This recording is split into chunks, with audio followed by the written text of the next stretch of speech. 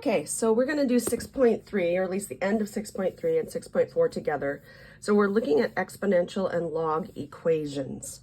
So we've got a couple different types of equations that we need to see and the different methods for solving them.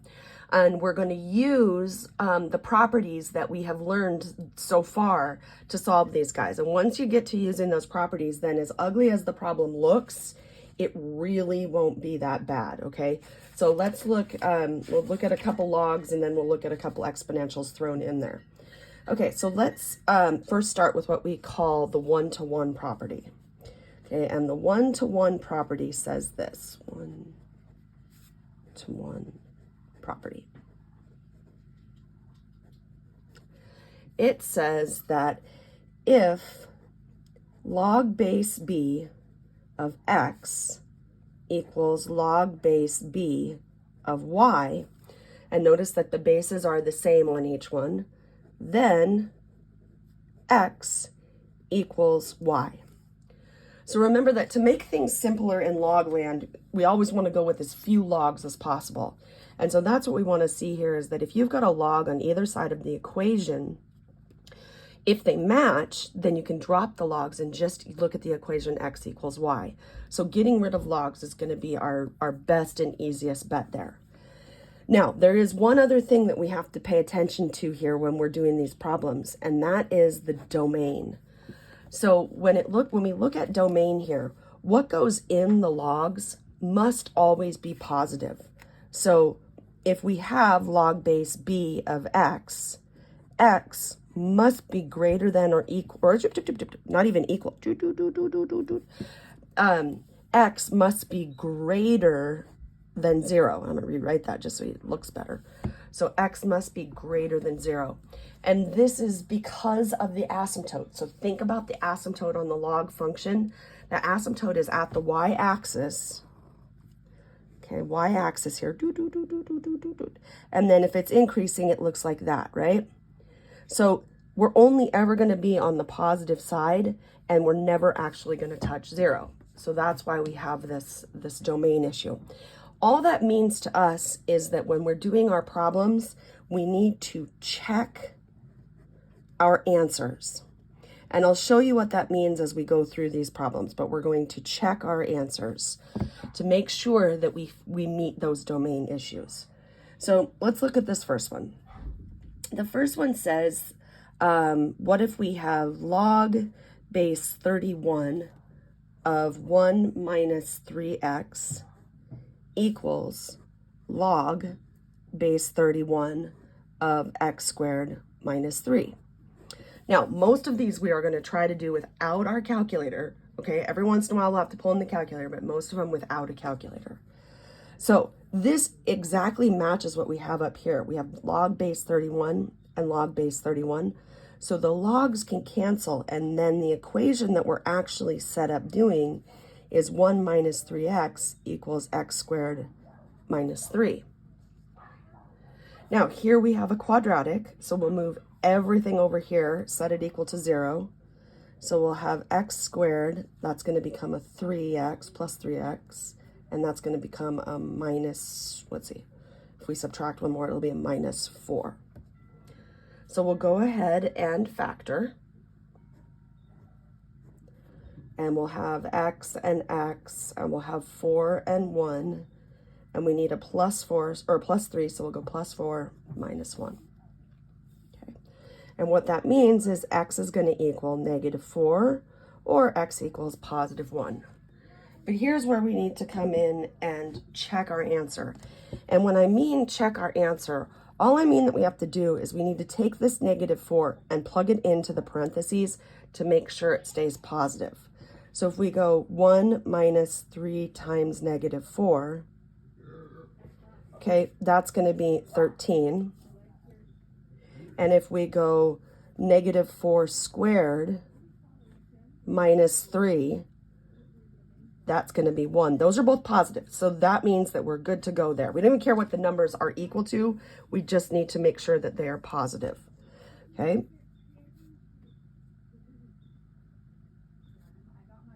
Oh, I'm sorry. That's also, wait a minute, what is it? Negative 16, that's 13 as well. Sorry. Okay, I knew there was something wrong there. So then we need to do the same thing with the 1. So if we go 1 minus 3 times 1, that gives us negative 2. This cannot happen. This cannot happen. So we're going to say, no, this guy does not work because it leaves a negative number. So the only answer to this one is negative 4. So even though it's negative, it makes what's in the parentheses positive, and that's all that's important. So we've got just one answer there. Hold on one second. Parker and Maggie. Parker and Maggie. I'm doing a lecture right here. Nope, I'm here.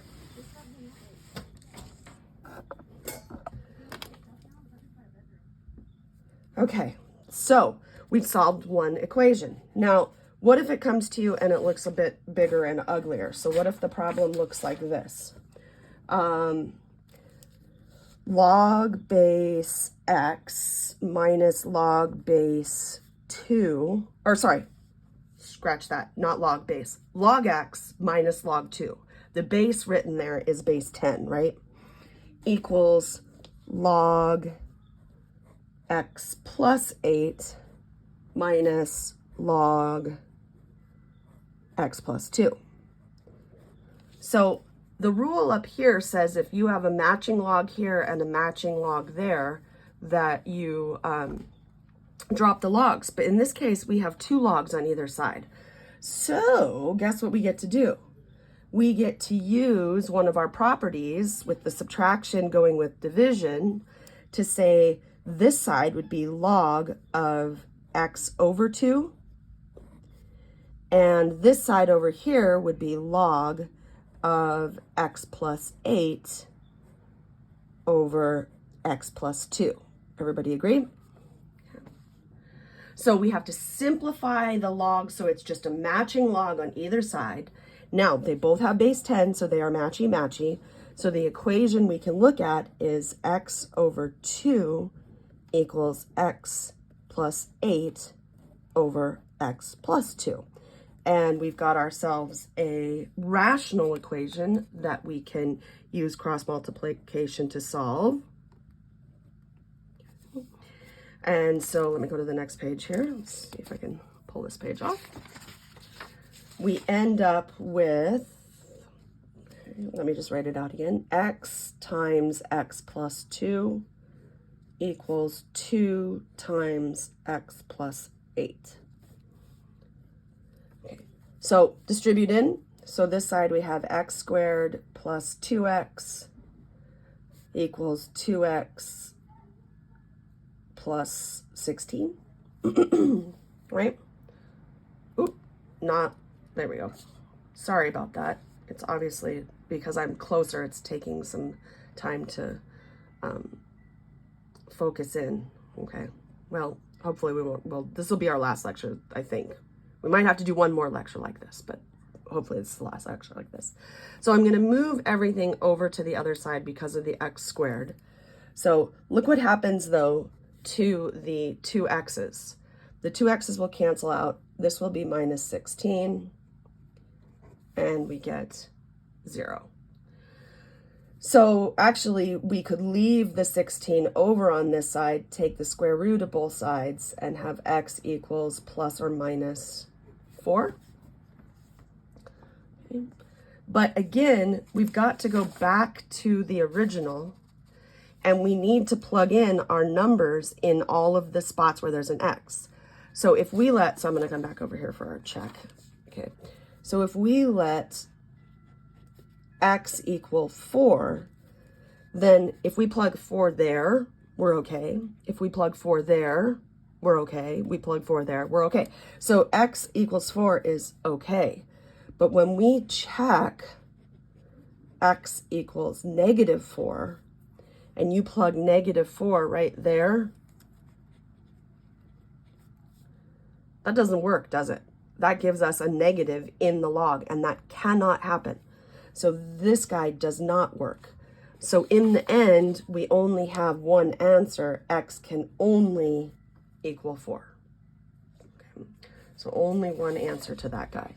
So what you're seeing is that even if we've done all of our work correct, we still end up with issues of not having the right answer. But it has nothing to do with us not doing our work correct, and everything to do with the domain issues that we have here. Okay, so let's look at another one. Let's say, what do I want to look at here? That I gave you, how about this one? So this one, they give you 2 minus ln x minus 3 equals 1. Okay, so in this case, we only have a single log and then we have numbers. So a single log and numbers.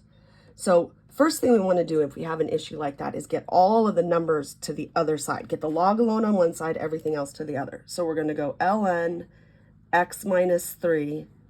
We're going to subtract the 2, so that would be -1, but it's going to become +1 because of the negative sign. Okay, everybody agree? So minus the 2 gives us -1, change the sign to make it positive. Now, when you have a log on one side and a number on the other side, this is where we're going to use the kind of definition of the log that said if you have y equals log base b of x, this can be written as b to the y equals x. And that's what we have, except we have the y on the other side, but we have it in this form. So we're going to rewrite. So we're going to start with the base, which is e. We go across the equal sign. So we go across the equal sign. So we're going to say e to the 1, and then we come back and say that that equals x minus 3. So we have e to the 1 equals x minus 3. Come on, fuzziness. Come on. Focus. Focus.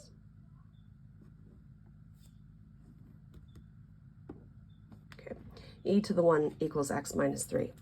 Now we can add 3 to both sides and just leave this as e plus 3 equals x. Now, this is a perfectly good answer. This is an exact answer. So if I ask you for an exact answer, that's what I want to see. I don't want to see that multiplied out, or, well, in this case, it's just addition, but added out or anything. But if I did say to give me a decimal answer, so if I want a decimal, then here comes our calculator again. So we're not going to use any abbreviation for E. We're going to use the actual E button on your calculator.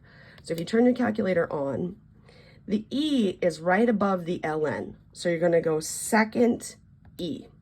Now, we are raising our e to the first power. So just click 1. And now for some of you, to get out of that exponent, you have to use your arrow key to get out of the exponent. For others of us, you can close the parenthesis one way or the other. But then we're going to go plus 3.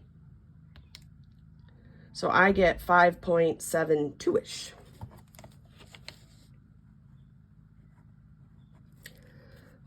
So there's exact, there's decimal.